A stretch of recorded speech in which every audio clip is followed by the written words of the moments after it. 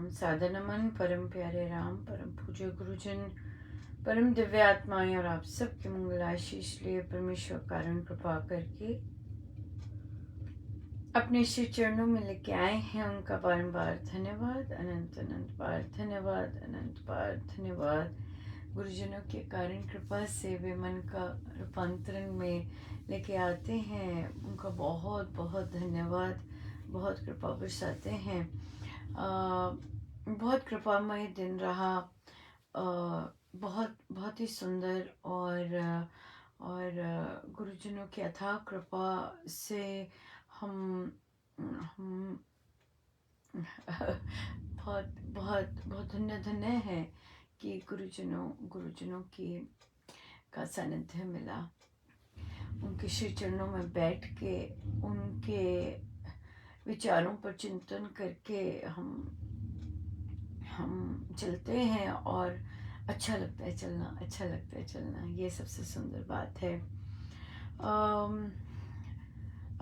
As such विशेष नहीं था, but बहुत अच्छा लगा कि बहुत अच्छा लगा कि जब किसी कार्य में किसी के लिए प्रभु लगाते हैं तो बहुत दिलो जान से लगाते हैं। ये बहुत सुंदर लगा देख के। और किसी अन्य के लिए पीड़ा उठना और बहुत सुंदर लगा, बहुत अच्छा लगा देख के। रास्ते निकालते हैं गुरुजन, जहाँ जहाँ रास्ते बंद निकलते हैं। बहुत बहुत सुंदर रहा। वो बच्चा जो जा रहा है कॉलेज और जिसके घर की सपोर्ट नहीं मिल रही, आप सबकी प्रेयर्स रास्ते निकालती है, यकीन मानिएगा। पहले एक जगह से द्वार बंद हुआ, पर महाराज तो मैं हमेशा यही मैं देखती हूँ, क्योंकि मुझे तो ज़्यादा पता नहीं होता, पर कि महाराज ने क्या रख रखा है, कैसे वो चलाना चाहते हैं, रास्ते बनाएंगे या बंद हो गए या क्या चलता है। और कैसे कैसे महाराज खोल देते हैं, कैसे कैसे किस तरह से यू नो प्रोविजंस बनते हैं। बहुत सुंदर दिखता है, बहुत ही सुंदर। तो बच्चे के लिए पिछले सप्ताह तो एक साधिका जी बाहर से गए थे, पर हम हर बार तो नहीं उनको कह सकते, जबकि वो बड़े काइंड थे और उन्होंने मुझे ऑफ़र भी किया कि अनुपमा फिर से जाना है क्या। वेरी सो नाइस, इतने सुंदर हृदय के साधक हैं बहुत। पर अपना तो होता ही है कि नहीं, किसी को कष्ट नहीं देना। ऐसे 2 घंटे ट्रैवल करके आना, 2 घंटे जाना।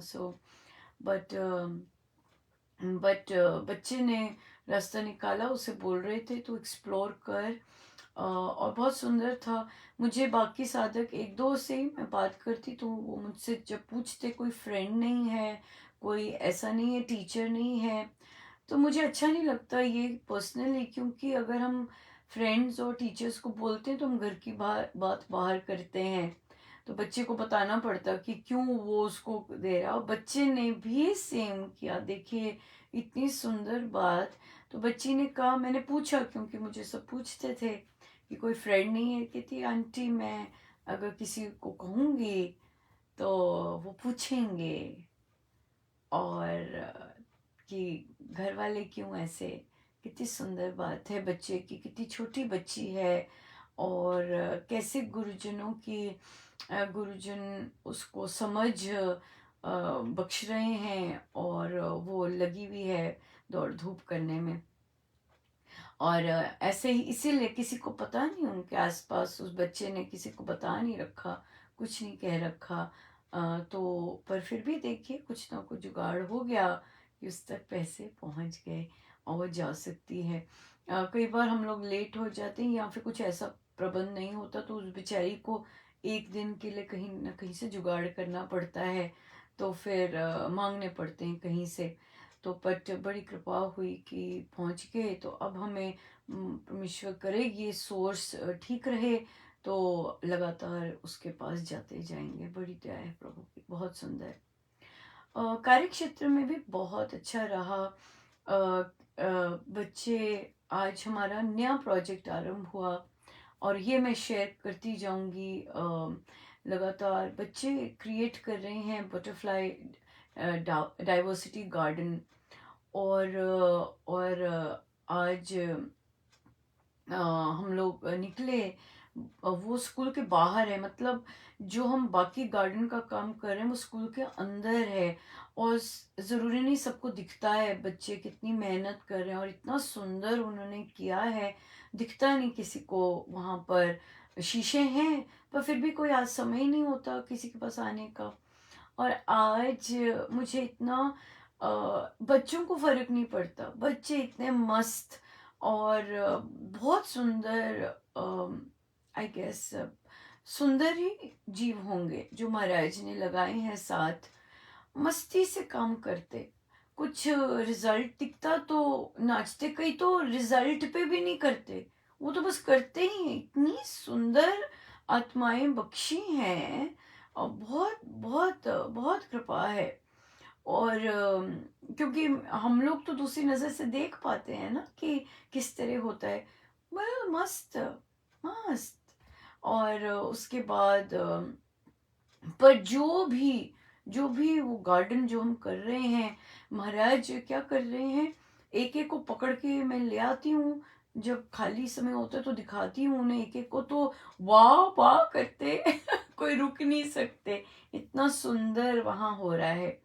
बट या बच्चों के अपने हैं। तो अब देखिए कहाँ ले गए, स्कूल के बिल्कुल आगे ले गए। और वो बच्चे काम कर रहे हैं मस्ती से, कोई उन्हें नहीं है चिंता, कोई देख रहा है कोई नहीं, मस्ती से लगे हुए हैं। और कई बच्चे यहाँ पर इस तरह के काम नहीं करते।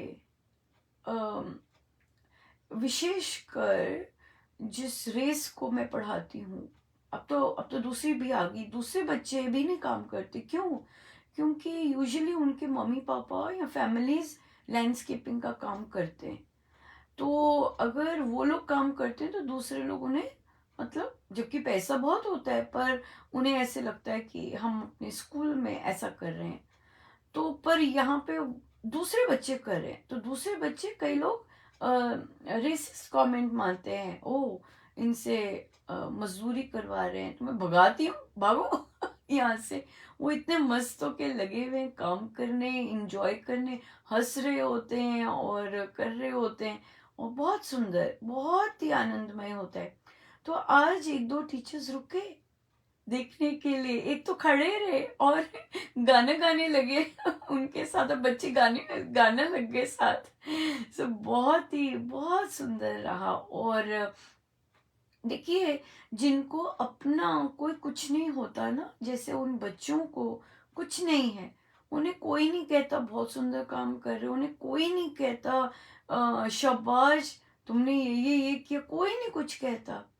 उन्हें परमेश्वर महाराज की, मुझे बहुत सुंदर लाइन लगी कि उनके एडवर्टाइजमेंट प्रभु स्वयं करते हैं। जिनको ऐसी चीजें कुछ नहीं चाहिए होता, जो बस कर रहे हैं, आ रहे हैं और कर रहे हैं, उनके एडवर्टाइजमेंट परमेश्वर खुद करते हैं।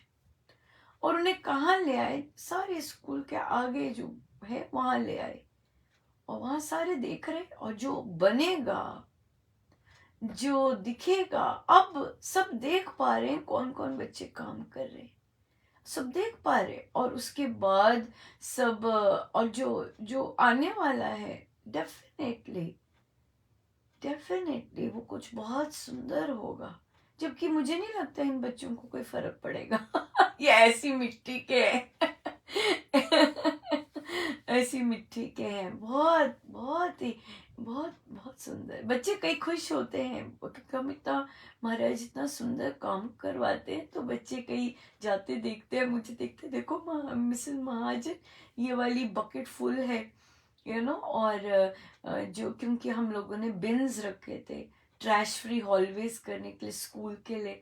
तो बिन्स जब भरे होते हैं तो बच्चे देख रहे थे कि देखो भरे में, और डालते हैं बच्चे इसमें, बिल्कुल सही है। बहुत सुंदर, बहुत ही सुंदर। देखिए ये नन्हे संत हैं, मस्त, मतवाला ही कुछ नहीं, कोई फर्क नहीं, बिल्कुल मस्त। और काम करते हैं, इंजॉय करते हैं और चले जाते हैं, हंसते, खूब हंसते। और ऐसी संगति दी है, कितनी, कितना बड़ा सौभाग्य है ऐसी संगति में रहना, है ना, बहुत बड़ा सौभाग्य है। और परमेश्वर दया करें कि अ, इनसे सीखें। इनसे सीखें, बहुत कृपा है। बहुत कृपा है, बहुत ही ज़्यादा, बहुत सुंदर, बड़ी दया है, बड़ी दया है। सो आइए लेते हैं हम लोग तो रोगी हैं। है ना, हम लोग रोगी हैं। और हम्म, हम्म, प्रश्न आया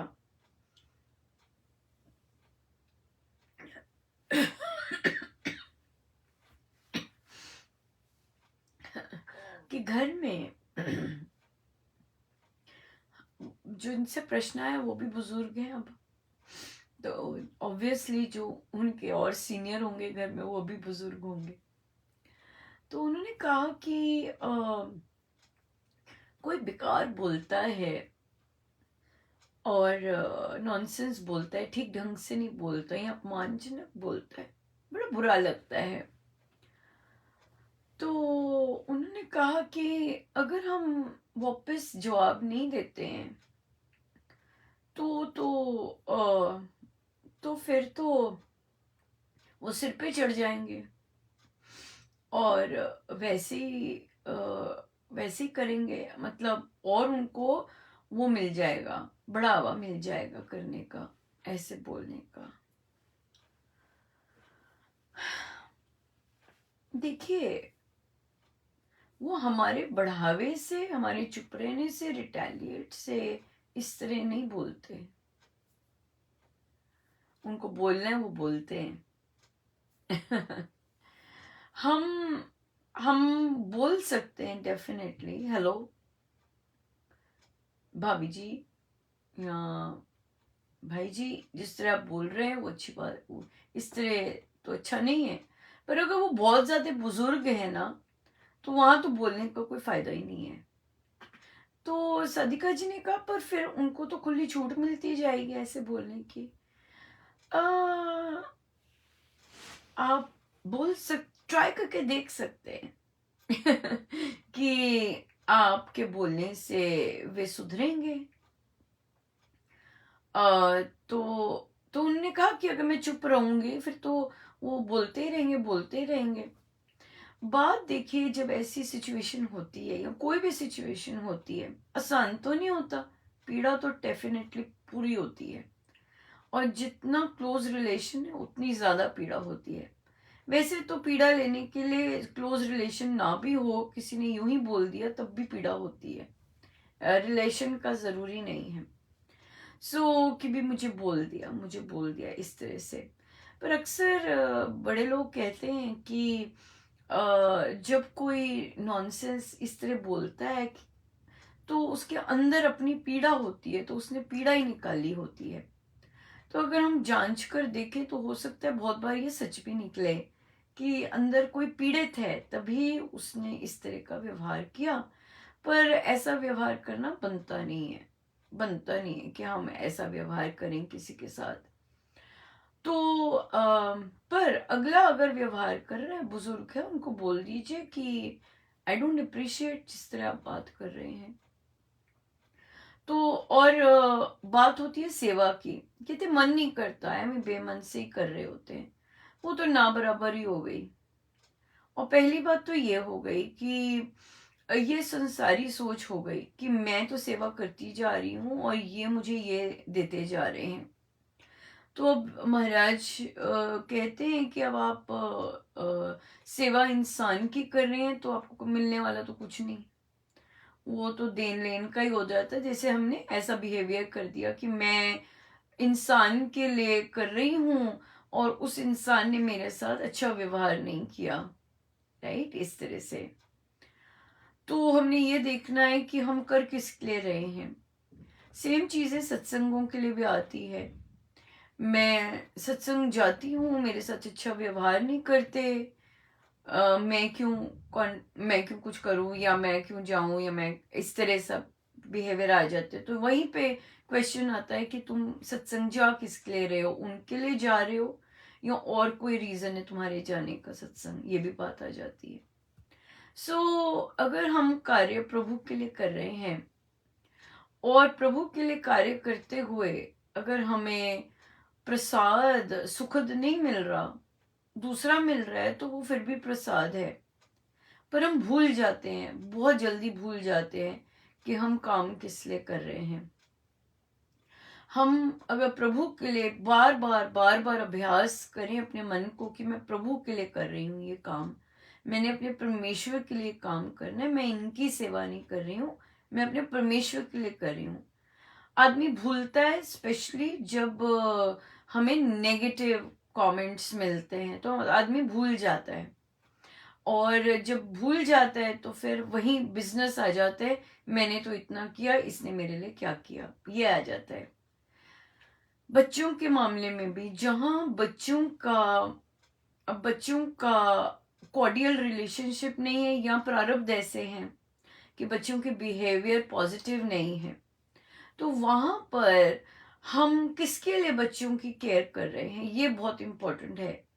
कि या मैं बच्चों की केयर बच्चे के लिए कर रही हूँ, या मेरे परमेश्वर ने मुझे ये सेवा दी है, मुझे नॉन स्टॉप करनी है। अगर बच्चा केयर नहीं भी करता है तो क्या मैं सेवा ना करूं, मैं ना पूछूं, ना उस जैसा मैं हूं वैसे ना करूं? ये अब यहाँ पे चयन आ जाएगा, क्यों तुम स्टॉप कर रहे हो ये? अगर तो आप अब बच्चे के लिए कर रहे हो और मोह में हो, एक तो तब आप करते जाओगे और आप तब स्टॉप भी करोगे, क्योंकि आप एक पॉजिटिव रिस्पॉन्स की अपेक्षा कर रहे हैं बच्चे से। किंतु अगर परमेश्वर के लिए कर रहे हैं और हम ठानते हैं, हर बार कुछ करते हैं, प्रभु ये आपके लिए, प्रभु ये आपके लिए, प्रभु ये आपके लिए, तो क्या होता है, अपमान होता है। किंतु गुरु आज्ञा ये भी होती है कि हर बच्चे को माँ बाप की केयर की आवश्यकता है। देखिए, कट ऑफ होना बच्चों से भी इजी होता है, बट वो पीड़ा देता है, राइट? और मोह के कारण झुकते रहना, करते रहना, वो भी पीड़ा देता है। क्यों? क्योंकि वहां पे आपको अपेक्षा होती है। पर हमारा यहाँ पर प्रैक्टिस ये है कि हम परमेश्वर के लिए काम करें और हर चीज प्रभु के लिए करें, ना कि उस पर्टिकुलर बच्चे के लिए, ना कि उस पर्टिकुलर संबंधी के लिए जो कि स्वीकार नहीं करते, या फिर या फिर कॉर्डियल वहां पर संबंध नहीं है प्रारब्धों के कारण। कोई चाहता तो नहीं है कि ऐसे संबंध हो, राइट?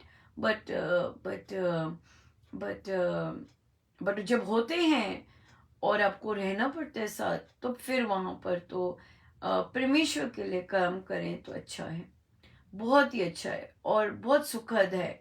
लेकिन इजी नहीं है, इजी नहीं है। क्यों? क्योंकि हमारी आदत सबसे पहले ये होती है कि मैं कर रहा हूँ, दूसरी आदत होती है कि मैंने ये किया तो मुझे इसका रिस्पॉन्स मिले, ये बात होती है। तो ये चीज करने की हम चेष्टा कर रहे हैं कि भाई कि हम परमेश्वर के लिए हर चीज करें, हर छोटी से छोटी चीज भी प्रभु के लिए करें। अब विशेषकर जब दूसरों के लिए कर रहे हैं तब तो बिल्कुल और दूसरे का मतलब परिवार भी होता है, परिवार ही है, सबसे बड़े दूसरे परिवार ही हैं, और फिर बाहर वाले।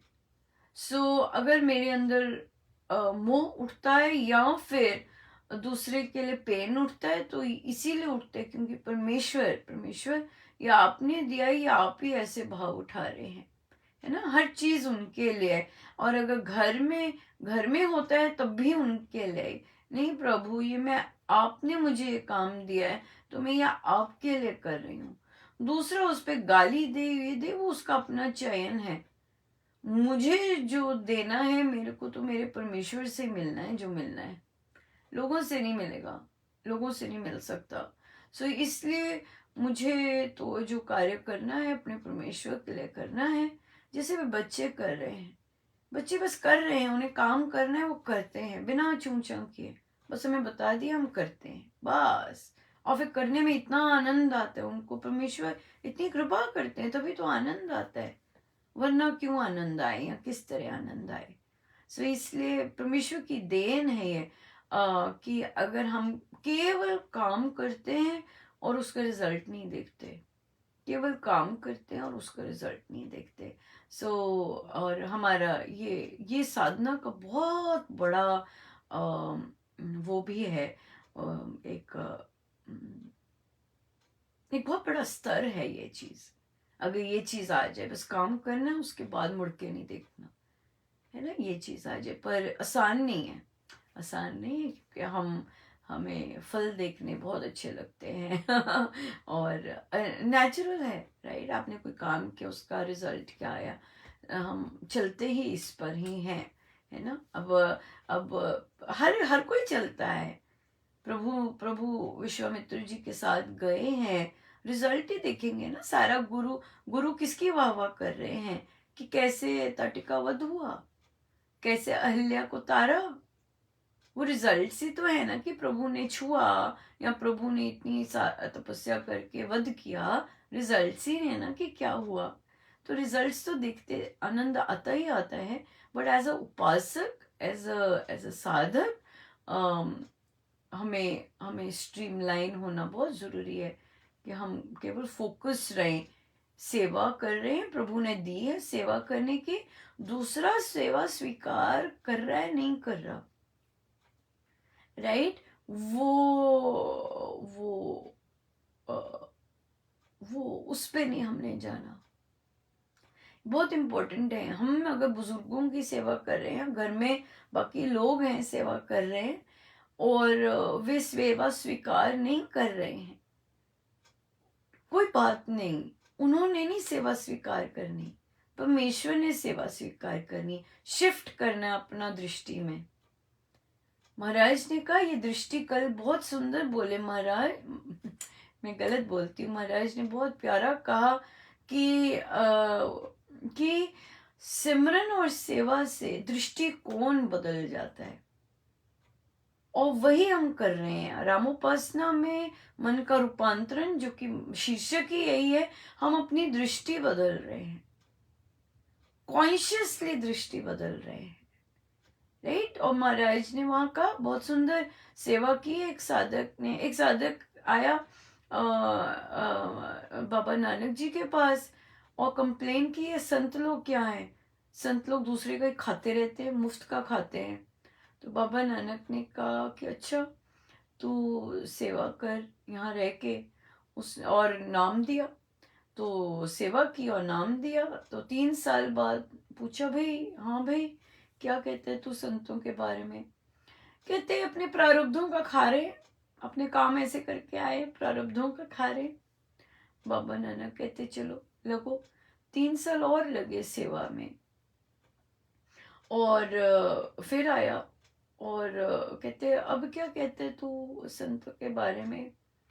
कहते देव तुल्य हैं कहता देव तुल्य हैं संत। कहते अच्छा, अब कर काम। फिर सेवा और सिमरन पे लगाया, सेवा करता वहां पे, और साथ ही नाम दिया। तो महाराज कहते 12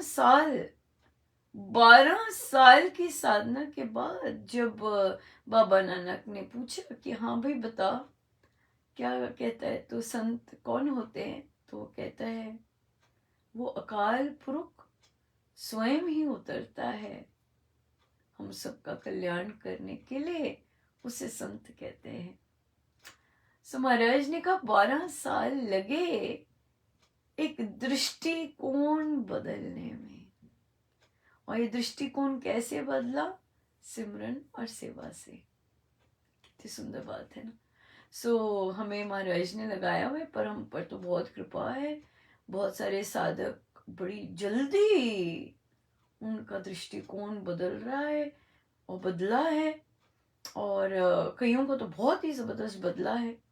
कई इन द प्रोसेस है, सबका अपना अपना लेने का भी स्तर होता है, पर कईयों को तो बहुत ज़बरदस्त बदला है। सो इसलिए हम दृष्टिकोण अपना बदल रहे हैं कि जब हम घर में सेवा करते हैं या बाहर सेवा करते हैं, हम महाराज की कर रहे हैं, हम उस इंसान की नहीं कर रहे, हम फला इंसान की नहीं कर रहे, हम फला संबंधी की नहीं कर रहे, हम परमेश्वर की कर रहे हैं।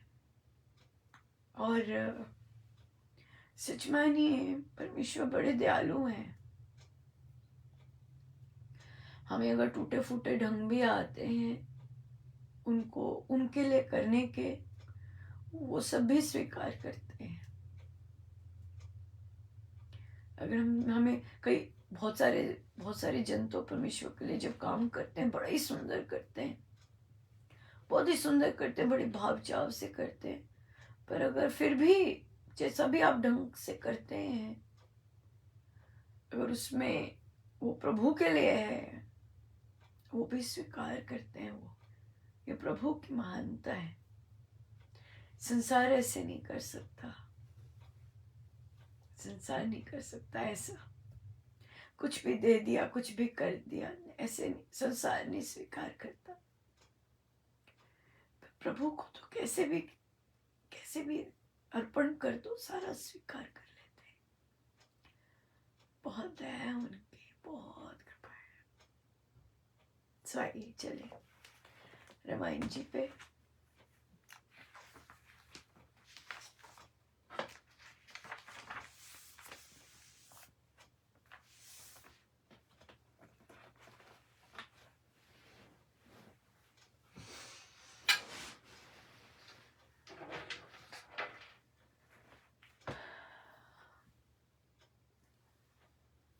पेज 100।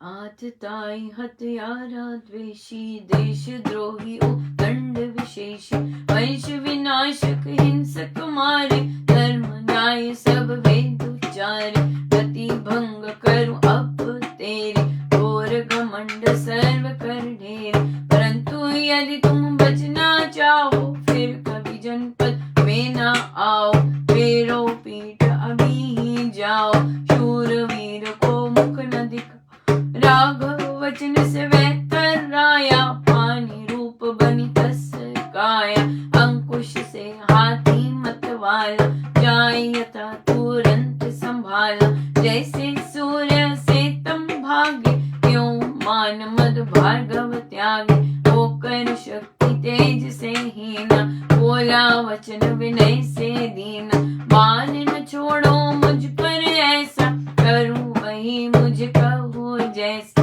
राम बाण से यदि बच जाऊं, तो फिर देश में मैं ना आऊं, दीका दीन दमित अभिमानी, दया दान दे देव सुदान, बोले दान अभय हूँ देता, तजुना बाण प्राण हर लेता, फिर कभी भी कला न मचाना, मन में मद अभिमान न लाना, वीर जनों से छेड़ा छेड़ी, खाना खीर कठिन है टेढ़ी, बलधारी जब भी मिल जाते, दांतों लोहचने चबवाते, भार्गव ने कहा सब माना, क्षीण शक्ति अपने को जान, परिक्रमा कर पीठ फिरा के, टिका महेंद्र गिरी पर जाके, राघव ने तब बाण चलाया, उसकी पद भूमि में धसाया, जाते देखा वह यूं हारे, देवों ने जय नाद पुकारे, कुहटी हिंसक घोर घमंडी, अपूर्ण क्रूर कुटिल पाखंडी, कुल घातक जन वंश विरोधी, जाति नाशक कारण क्रोधी, दंड से वे सुधारे जाते, वश घोड़े घोड़े से आते, समझा सके न जिनको बातें, उनको पथ पर लाती लाते, जान भय से भार्गव भागा, वीर वैर उसने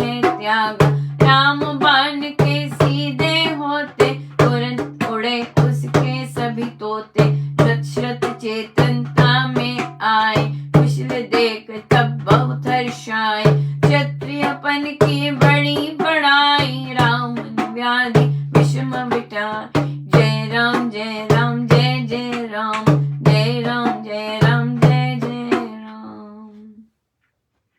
दिशा शांत सब हो गई, आगे बढ़ी बारात।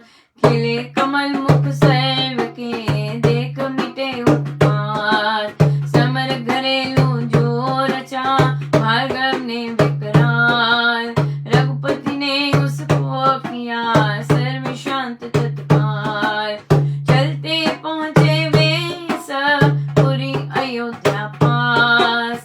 वे शोभा से सज रही, जैसे शक्र निवास। धूमधाम से राजपथ, सजे शुचि शुचि महान। ते सुंदर शोभित सिख, जैसे सुरपुर स्थान। तोरणमाला से सजे, बज रही थी झूम। धूप सुगंधित वस्तु पर, गंधित बने सधूम। स्वागत यात्रा का हुआ, शोभा सहित विस्तार। पुष्प वर्षा जय घोष से, देकर भेंटे हाय। वर वधुओं के रथ सभी, सुवर्णमय सुखरूप। मोती माला कुसुम से, सोहे तेज स्वरूप। मणिमुक्ता की झालरें, झूमे हीरो संग। उनसे सूर्य रश्मि सम, मिसरे तेज तरंग। मणिमुक्ता की झालरें, झूमे हीरो संग। उनसे सूर्य रश्मि सम, मिसरे तेज तरंग। सियावर राम जय जय राम, मेरे प्रभु राम जय जय राम। सियावर राम जय जय राम, मेरे प्रभु राम जय जय राम। सियावर राम जय जय राम, मेरे प्रभु राम जय जय राम।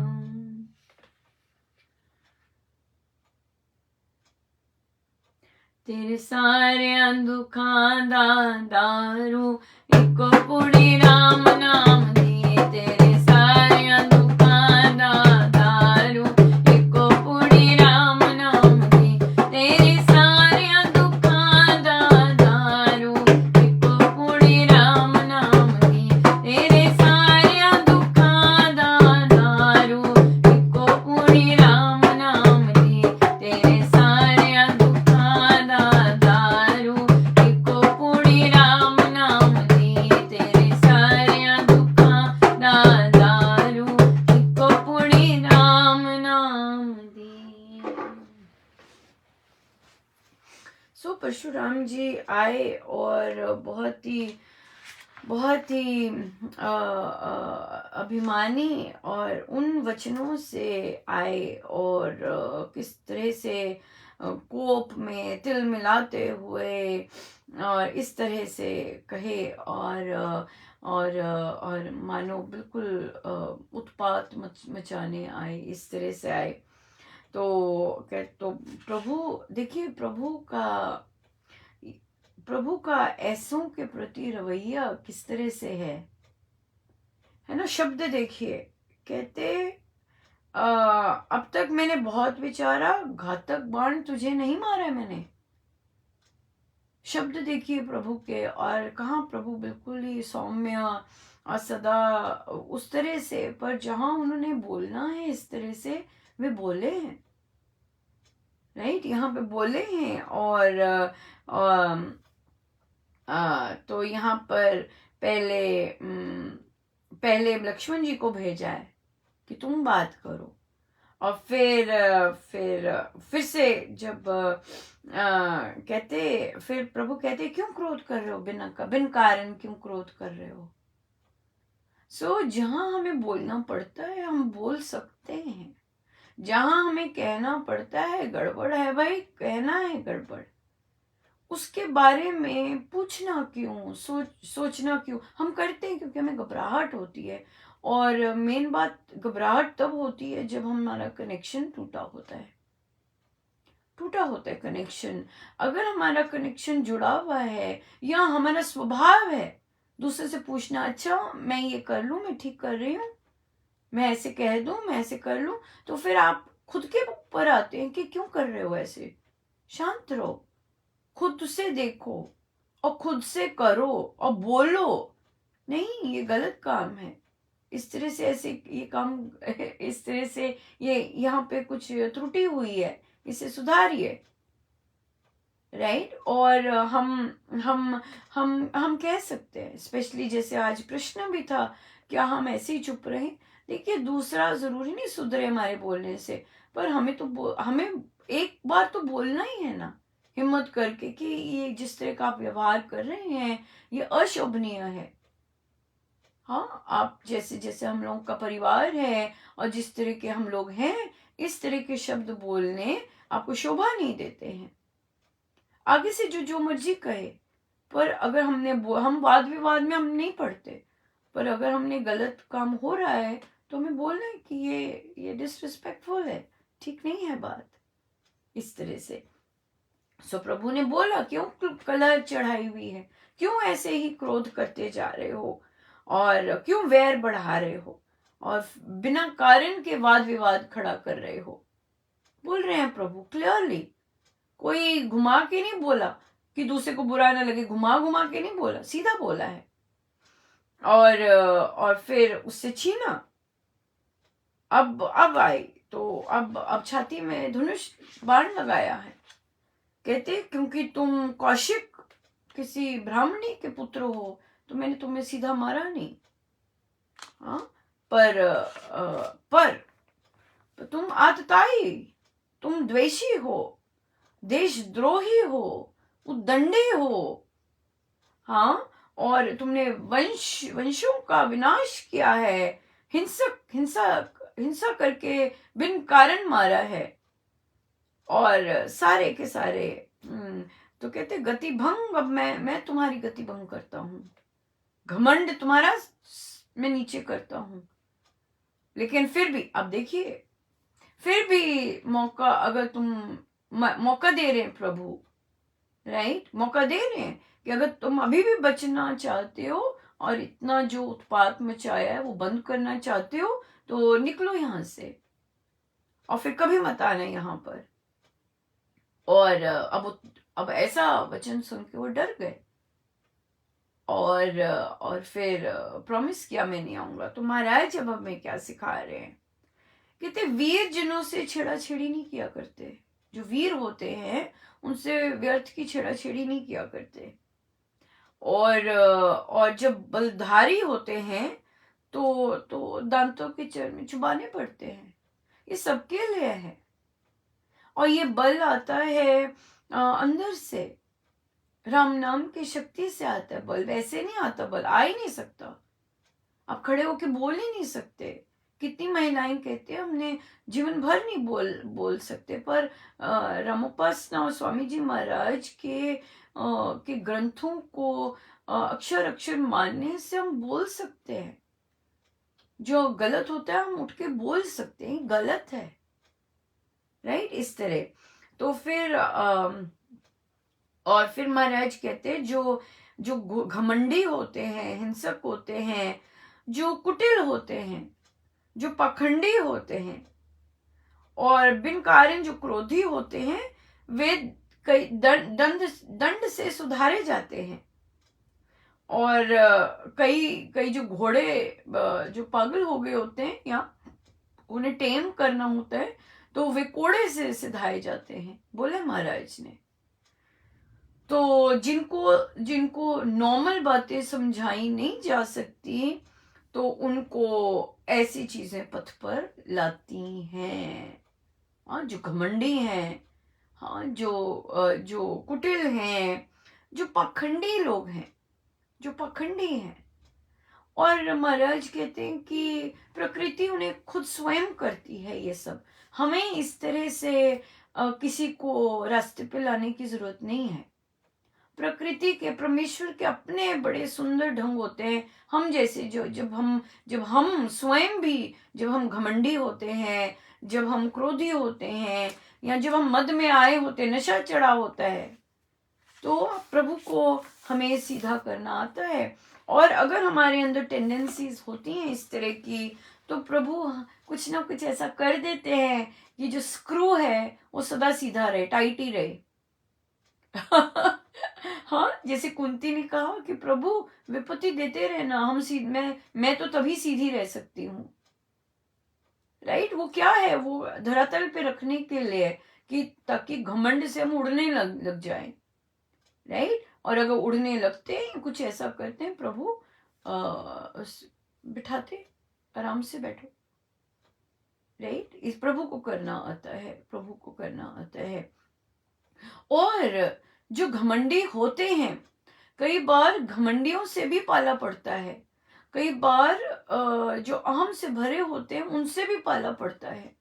वहां पे भी राइटियस काम करके, नॉन स्टॉप गुरु आज्ञा में रहकर, वो गुरु आज्ञा में रहना इतनी स्ट्रेंथ देता है, इतनी स्ट्रेंथ देता है कि बात ही नहीं, टस से मस नहीं हो सकते। ये गुरु करते हैं सारा। और अंदर राम नाम की शक्ति बहुत ज़बरदस्त कार्य करती हैं। और हम अगर मात्र निमित्त बने और गुरुजनों को कार्य करने दें तो बहुत सुंदर कार्य करते हैं, बहुत सुंदर कार्य करते हैं, बहुत ही सुंदर। ये बात है। पर हाँ, बहुत सुंदर चीज़ें हमने सीखी कि सेवा करनी है तो केवल परमेश्वर की करनी है। बार बार अपने आप को याद दिलाना है कि मैं परमेश्वर की सेवा कर रही हूँ, मैं परमेश्वर की सेवा कर रही हूँ। परमेश्वर की सेवा करते हैं तो हमारे संस्कार ऐसे नेचुरली, स्पेशली अगर हम रामोपासना या मन का रूपांतरण सुनते हैं तो हमें नेचुरली आ जाता है कि नहीं, मुझे कुछ प्रभु से मांगना नहीं कि मैं उनकी सेवा कर रही हूँ, ऐसा भाव नहीं आता। परमेश्वर की सेवा करते हैं तो मानो परमेश्वर की सेवा ही कर रहे हैं, बस दैट्स इट, खत्म। वो क्या देते हैं क्या नहीं देते इससे हमारा कोई लेना देना ही नहीं होता। वो तो वैसे ही बड़े दयालु हैं, बिन कारण ही देते जाते हैं। सो इसलिए बहुत बहुत धन्यवाद गुरुजनों का, इतनी कृपा बरसाते हैं, बहुत ज़्यादा, बहुत ही ज़्यादा, बहुत ही ज़्यादा, बहुत धन्यवाद सब गुरुजनों का। उन्हीं के श्री श्री चरणों में हम सीधे होके बैठे, मन ही मन गुरुजनों को प्रणाम करके।